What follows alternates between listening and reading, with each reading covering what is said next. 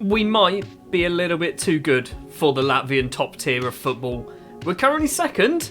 We've got 2 games in hand. We should be top.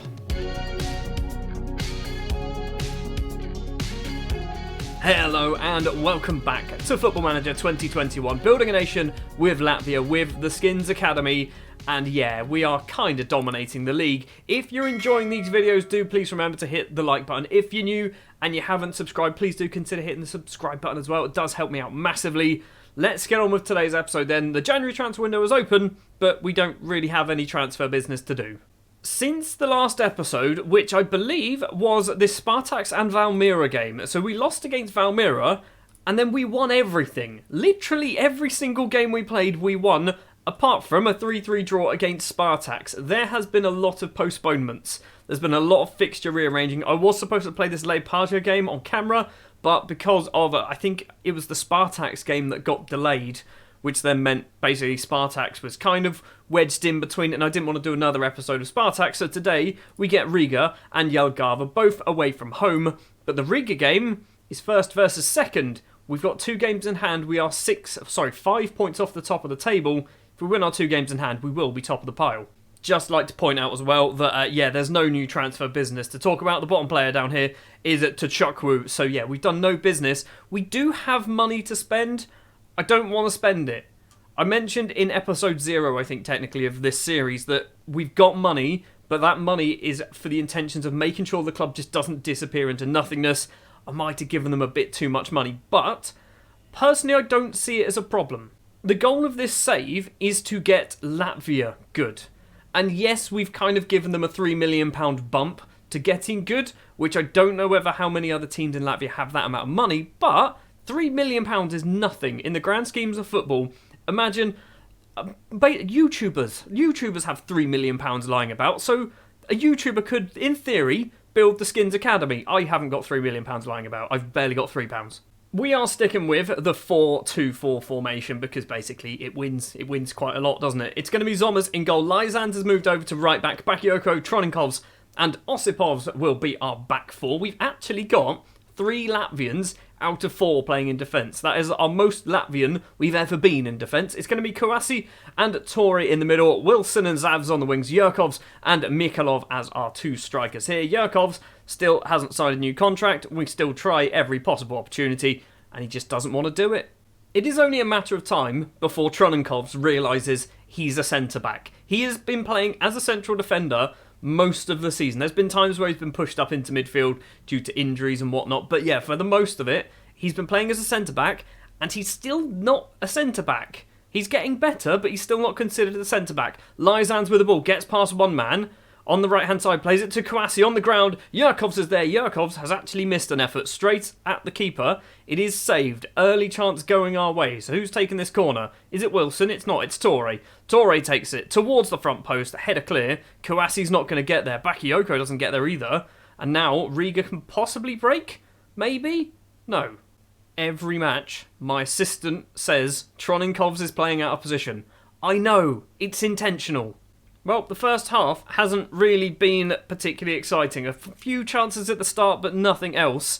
It's looking like it's going to be 0-0 at half-time. There is potentially some late drama, though. Riga with this ball. Ruggins plays that ball forward. Brasola back to Sekerovic. On the right-hand side, gets the ball again. Sekerovic. Is it Seka or Sessa? It might be Seserovic, because it's got a little accent over the C. It doesn't really matter, does it? It's a Riga player. And Bomo's gone for a long-range effort. It's a decent effort as well. Goes wide. It does go wide. Zommers didn't save that. So it is going to be a goal kick. It is going to be half-time at 0-0. We have been the better side. We just have nothing to show for it.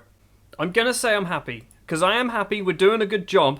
We are struggling in a couple of positions. Zavs on the left-hand side. Wilson as well on the right. Also, Mikhailov, 6.5. We're going to keep with the same 11 for the moment. I am looking at the wingers. The wingers are kind of the main attack threat for us usually. Wesley Nata's going to run. Kouassi's tackled, but it goes straight to Gabriel Ramos. Still has the ball as well. Ruggins with his yellow card that he picked up in the first half. Nata to Mbomo over the top. Lovely ball, lovely control, and Zommers can't stop that one. Mikel Soisalo makes it 1-0 to Riga. First attack of the second half, and we finally go 1-0 down. I say finally. We should be 1-0 up at this point. Looking at the match ratings, Zommers has plummeted to a 6.3. So Zommers is taking the blame for that. Zavs is on a 6.1. Zavs, what are you doing, buddy? We're going to do Landry Ahassin. Sure, Ahassin is a 24-year-old Ivorian left winger. Because, of course, he's Ivorian. Everyone is. We're also going to do Mikolovs for Ajafi. Michael Ajafi is a 28-year-old Ivorian striker. Because, of course, he's Ivorian. Will those changes make a difference? I think they have actually taken place. Nata across to the goal scorer. Soisalo loses out. No, he doesn't lose out to Al Hassan. Cesarovic forward. Nata across. Right-hand side. Loads and loads of space for Gene Sony. Kicks it straight into the defender. And then the defender just kicks him. The defender. Osipov's just booted him there. What a clown. What an absolute clown. Is it going to be 2-0 against Riga? Arguably, this is one of the matches that we should be losing anyway. Gabriel Ramos against Zommers. He goes the right way, but Ramos puts it in the bottom corner. It is 2-0. Straight after the goal, we've got possibly a little bit of redemption. Ahassin to Torre, outside the area, tries to get some space, curls it. Wilson's there, and Jean-Stefan Wilson makes it 2-1. Is the comeback on? Zommers is on a 6.2. What is Zommers doing? I know he missed the penalty. I say missed. He didn't save the penalty, but that's ridiculous. We're going to do a change there. We've got no right backs. Gilnix, can you play as a right back? Maybe. You're left footed. No, right. We're going to do that back, actually. We'll put Lysons. I think Lysons is... I thought he was 2-footed. He's not. He's 1-footed. But he can apparently play as a right back, so we'll keep him there. That is all of our changes, actually, isn't it? We've got 15 minutes left to try and find ourselves an equaliser. Let's give him a demand more. Did it fire anybody up? No, it didn't. Elsewhere, Jelgava are beating Liepāja 6-3. That is certainly one for the neutrals to be watching. It is going to be a 2-1 defeat then against Riga. Kind of expected.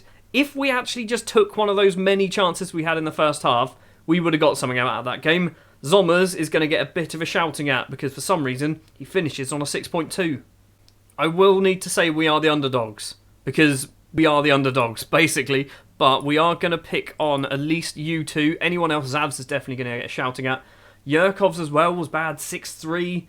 Anybody else? Nobody else. Right, I'm not happy with any of your performances. Yurkov's is demotivated. Not a good thing when you're trying to sign him to a new contract. 8 wins in a row, and it comes to an end. Or 8 games, undefeated in a row. 12 game unbeaten run ends. Where was the other defeat? Wait, how was this 8 and then that's 12? I don't understand how numbers work, apparently. Well, we are still second place with still 2 games in hand over Riga and Ventspils. Up next then, it is Jelgava, isn't it? Is it Jelgava? That's who I said we're playing. It is Jelgava in about 4 days' time, so we'll be back in just a second.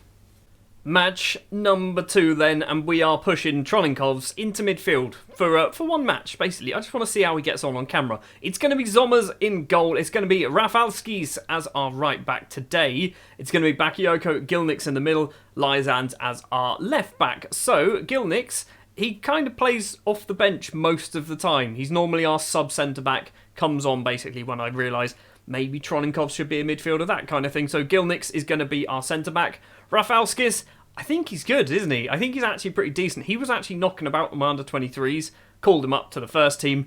He's not amazing. He's certainly not amazing, but he's good enough to do some business for us. In the middle of the pitch will be Torre and Troninkovs, who has just had a bid from Riga rejected. It was like 15k. I was never going to accept that in a million years. Wilson and Zavs on the wings. Yurkovs and Mikolov as our strikers. I need Mikolov to put in a performance. I also actually, Zavs, because you're actually pretty good, I would like, can I just have a discussion? Just have a warning. Criticise recent form game. Last game you were garbage. Beckon with hands. Come in Zavs. Come in. And your last game you're not good enough. Sure, my passing was pretty woeful. Good, he listened, that's fine, that's good enough for me. We should be good enough to beat Jelgava. We should just absolutely dominate Jelgava. They are not one of the worst, but they're kind of the bottom half of the league. I've just seen the league table, and I've only obviously look at what we're doing. The bottom 2 sides have not even broken double figures yet. Gabovs has this ball, 4 minutes on the clock. Jelgava's cross comes in, Zommers holds on. So what are we going to do from the keeper? Are you going to just kick it? He does. I thought he was just going to run out of his area. Zavs, who's had a little bit of a stern word just before the match. Hopefully he can do something a little bit special today. Dinks it over to Wilson, and what a volley that was from the Ivorian. It's going to go off for a goal kick. He got so much curl on that, it rattled the post, rolled off for a goal kick. Lysans to Troninkovs in the middle of the pitch. First thing he does is kick it straight into an opposition player and we lose the ball. Curtis, back in the middle of the pitch. Lots of confusing names at Jelgava. Long ball on the left-hand side. It's Korzans. Keeps it in play just about. Crosses it towards the middle. Zommers is in the right place at the right time. Bakayoko just passes it back to him. What are we doing with that? Is that going to... Okay, that ends the highlight. That was a weird bit of football. I have a feeling this is one of our 2 games in hand as well. Troninkovs, is setting himself up for a free kick. Left-footed effort from the midfielder. Hits it straight into the wall. Mikolov now outside the area. Runs into the penalty area. Goes for goal. He's hit the post. That's going to be another goal kick. We've had a few very good chances and still haven't really done too much, have we? Torre, Yurkov's outside the area. Pull the trigger, buddy. Pull the trigger. You're good enough. He does eventually, and it skims past the keeper's post. It is still 0-0 here against Jelgava. We are doing the business. We are good enough to be beating them. We're just not at the moment. Considering in between episodes we have won pretty much everything we've played, and now we can't seem to do that on camera is a bit irritating for me. Solovikis, maybe, with the ball, long ball upfield. Gilnix gets forward. Wilson collects, dinks it over. Yurkovs is going to chest that one down. It looked like a handball, but I think that's just the match engine. It's blocked. Zav's in the penalty area. Crosses it. Mikolov doesn't get on the end of it. And now Jelgava can come forward with the ball once again. Get it back upfield, Gilnix. Troninkov's wearing some gloves. He's a big lad as well, isn't he, Troninkovs? Zav's on the left-hand side. Can use his pace, hopefully. He's probably not really using his pace, though, is he? Troninkovs outside the area, back to Lysands. Troninkovs again. Lysands with loads of space. Here we go. Here's the cross. Get it in there. 4 in the box. Zavs is one of them. And Zavs is there at the front post. Number 7. He's got a longer name. I can't pronounce it too often, so we're just going to go with Zavs. We are finally 1-0 up against Jelgava. Not quite at half-time. We've got the ball with Yurkovs. Edge of the penalty area. Is he trying to get some space for himself? He is. The shot is not very good. And it is going to remain 1-0 at half-time. I've just seen Lysands has picked up an injury. His fitness is low. So is Zavs as well. That's why Zavs is low. He's got a knee injury. Not good. We're going to do Ahassan again.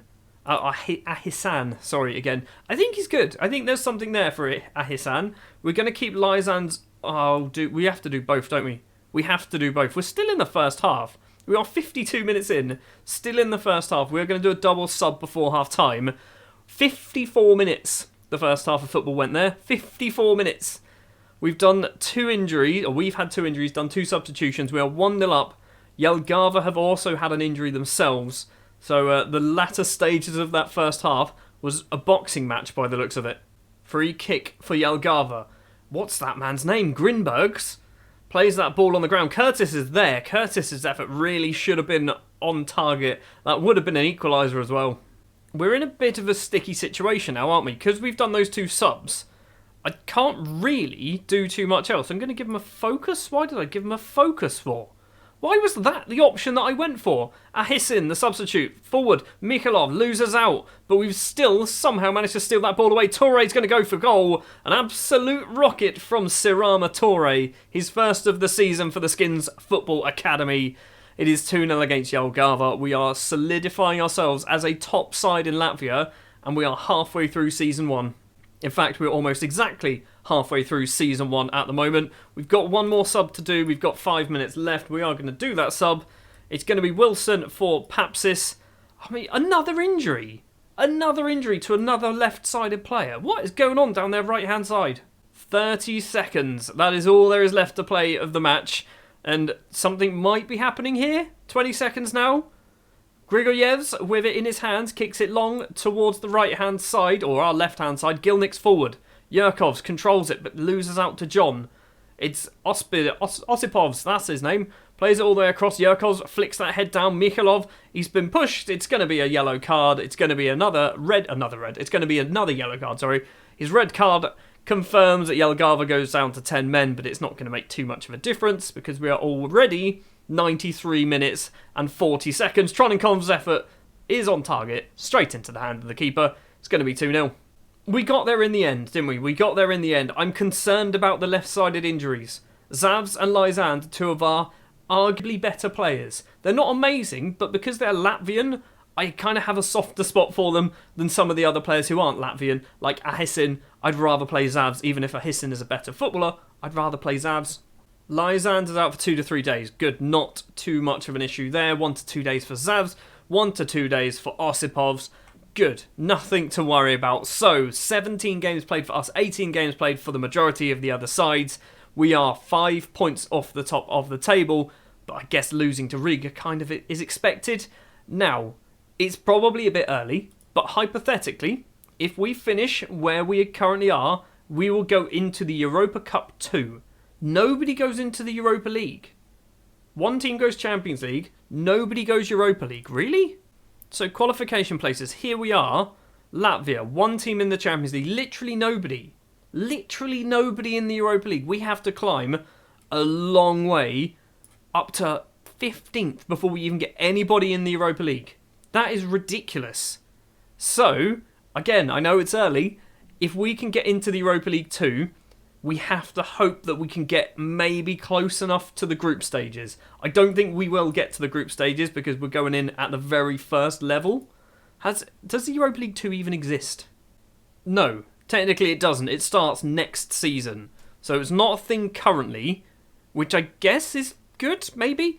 But if we look at stages, can't even see the stages. Is it the rules? Rules, there we go. So we will go into one of these? Possibly that one, isn't it? So we're going to have to go through 4 qualifying rounds in the hope of getting to the group stages. If we can get to maybe here, if we can get to that point, that should hopefully give Latvia enough coefficients to bump them up the league rankings a little bit. We're definitely not going to be up to 15th, but we're going to be hopefully moving away from, 37th, I think is where we currently are, to maybe into the 20s. That's our target.